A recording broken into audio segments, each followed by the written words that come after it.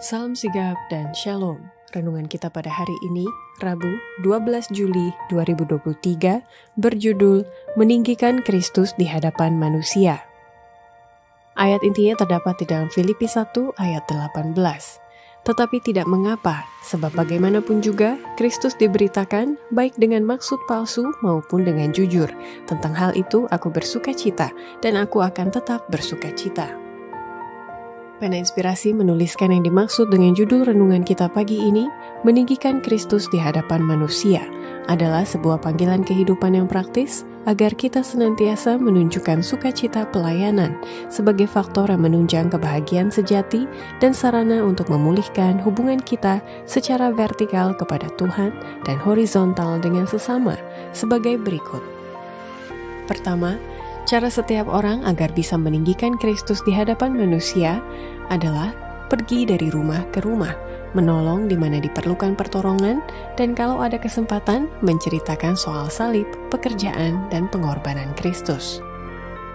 Biarlah para pekerja ini pergi dari rumah ke rumah, menolong di mana diperlukan pertolongan, dan kalau ada kesempatan menceritakan soal salib. Kristus seharusnya menjadi ayat inti. Mereka tidak perlu mempertahankan pelajaran doktrin. Biarlah mereka berbicara tentang pekerjaan dan pengorbanan Kristus. Biarlah mereka meninggikan kebenarannya dan menyatakan kemurniannya dalam hidup mereka. Kedua, cara setiap orang agar bisa meninggikan Kristus di hadapan manusia adalah memperkenalkan tabiat dan roh Kristus kepada dunia ini, serta mengalirkan minyak kudus ke dalam hati manusia sebagai saluran berkat dan kebahagiaan. Tidak ada yang sangat didambakan Kristus selain dari manusia yang akan memperkenalkan tabiat dan roh Kristus kepada dunia ini. Tidak ada yang sangat dibutuhkan dunia selain dari pernyataan kasih juru selamat melalui manusia. Seluruh surga menantikan saluran-saluran untuk mengalirkan minyak kudus ke dalam hati manusia sebagai saluran berkat dan kebahagiaan. Ketiga, cara setiap orang agar bisa meninggikan Kristus di hadapan manusia adalah bersekutu dengan Allah agar terpancar tabiatnya dalam kehidupan kita sehari-hari, atau kita harus menghidupkan suatu kehidupan ganda, yakni kehidupan yang bijaksana dan giat bekerja bagi Yesus. Persekutuan dengan Allah akan memuliakan tabiat dan kehidupan. Orang-orang akan mengenal kita sebagaimana murid-murid yang pertama itu, bahwa kita pernah bersama-sama dengan Yesus. Hal ini akan memberikan satu kuasa kepada seorang pekerja yang tidak dapat diberikan oleh hal yang lain. Tentang kuasa ini, dia tidak boleh membiarkan dirinya direndahkan.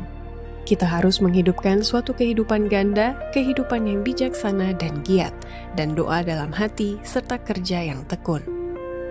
Keempat, cara setiap orang agar bisa meninggikan Kristus di hadapan manusia adalah menghidupkan suatu kehidupan kekudusan sehingga kehidupan kita tetap murni dan tidak menyeleweng di tengah yang tidak mentaati hukum Allah. Henok menghadapi penggodaan-penggodaan sama seperti kita. Dia dikelilingi oleh masyarakat yang tidak lebih bersahabat terhadap kebenaran dibandingkan dengan yang mengelilingi kita. Suasana yang dia reguk sudah tercemar oleh dosa dan penyelewengan sama seperti suasana kita. Namun dia menghidupkan suatu kehidupan kekudusan.